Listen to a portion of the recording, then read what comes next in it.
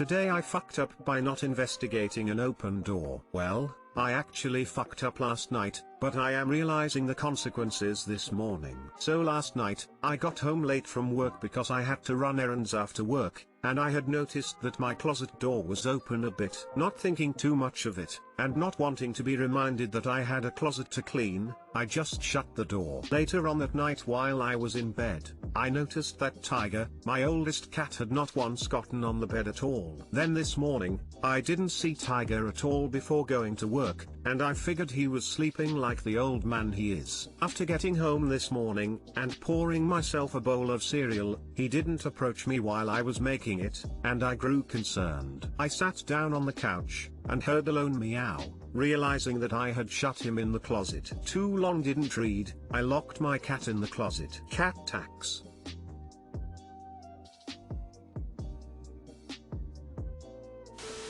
A very handsome boy. Wife did the same thing to our cat but in the garage. Poor kitty stayed in there all night. Surprisingly she loved the garage now. The cat, not the wife. Upvoted because of the funny clarification.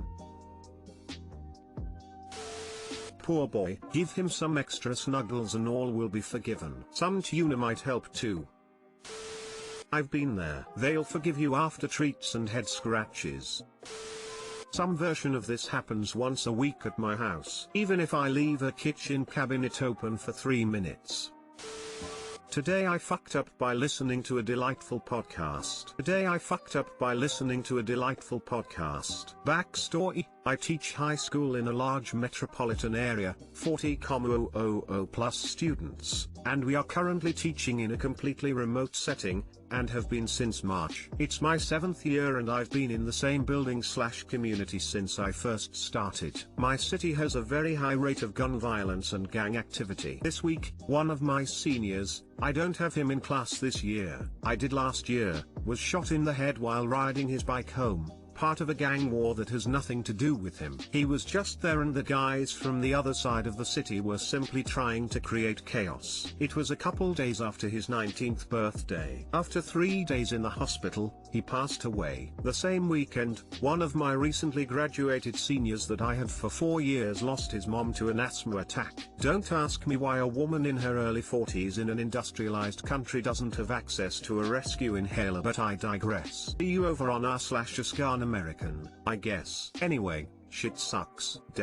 So today, my last class ends before lunch. I live streamed my student's funeral after attending calling hour last night and then decided to bunk off for the afternoon and take a walk. I found a new podcast to distract myself, and was on my way. The podcast I chose was 2 women in their 20s drinking wine and rereading Harry Potter from an adult perspective. But, wine sounds great. In episode 1, however, they spent what felt like hours, really 5 minutes, deep diving into McGonagall's psyche on the day the Potters were killed and about how as kids, we all glossed over it as adult problems and not a big deal. But then as adults we realize how invested she was in the Potters and their growth and how devastating their deaths must have been for her after spending years as their educator. I tried to distract myself with a whimsical podcast and ended up sobbing in my neighbor's front yard. TBH. Highly recommend goblet of wine once you get past that bit though. Too long didn't read, my student passed away and I chose a seemingly dumb podcast to distract myself, but they ended up talking about teachers' investment in students who passed very young.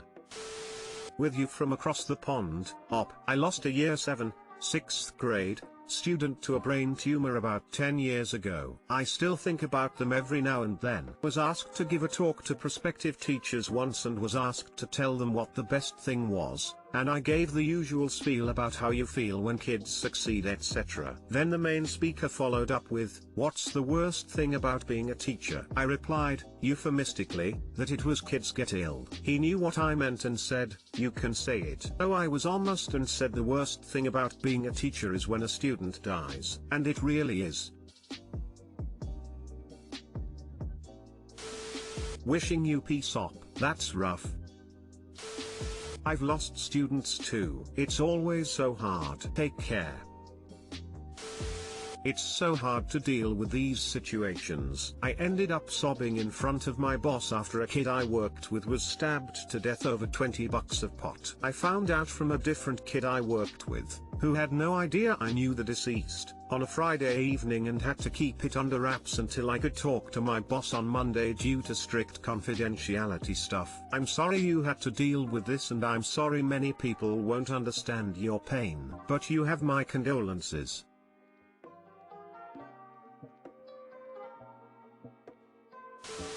No, you didn't. TIFU. Grief is a messy thing and you were in the throes of it. Sending you good vibes up.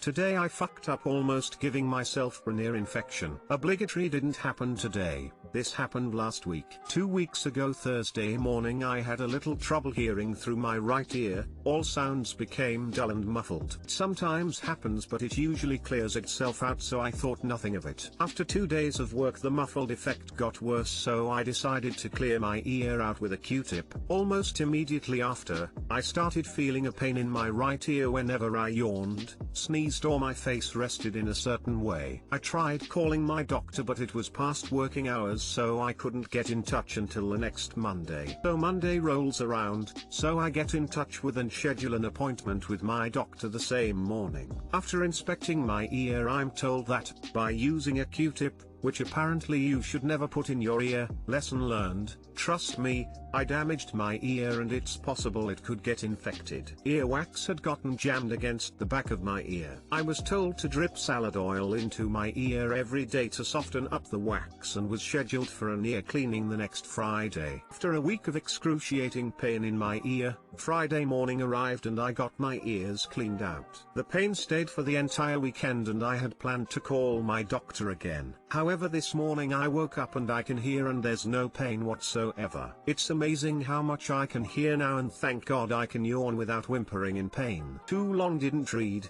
cleaned my ear out with Q-tips, damaged my ear and almost got it infected. Q-tips aren't for cleaning ears, use warm water from a shower head instead to rinse it out. My mom popped her eardrum with a Q-tip. They're dangerous. My son stabbed me in the ear with one 6 years ago. Eardrum ruptured. Still have trouble hearing. Hi up, I would recommend that you also buy an earwax spoon. I'm not sure about the name, but if you Google that, there are examples of what I mean. I've had one for a long time and I've never had problems with earwax. Just don't stick it too deep. Smile. An earwax spoon? That sounds both bizarre and interesting. I will definitely give it a look. What is Q-tip? The search says that it's some musician, also known as a cotton swab or a cotton bud, something like that. I've always called them Q-tips for as long as I can remember. I don't know why, but my brain was expecting you to say that after a week of dripping salad oil in your ear your doctor said I meant olive oil, you twit, not Italian dressing. I had ruptured my eardrum and decided I could tough it out until the pain went away. I made it about a week and the pain was nearing unbearable, so I finally broke down and visited a doctor. The doctor informed me that I had in fact ruptured my eardrum, and I had waited so long that it had become infected as well. Ear pain is very uncomfortable,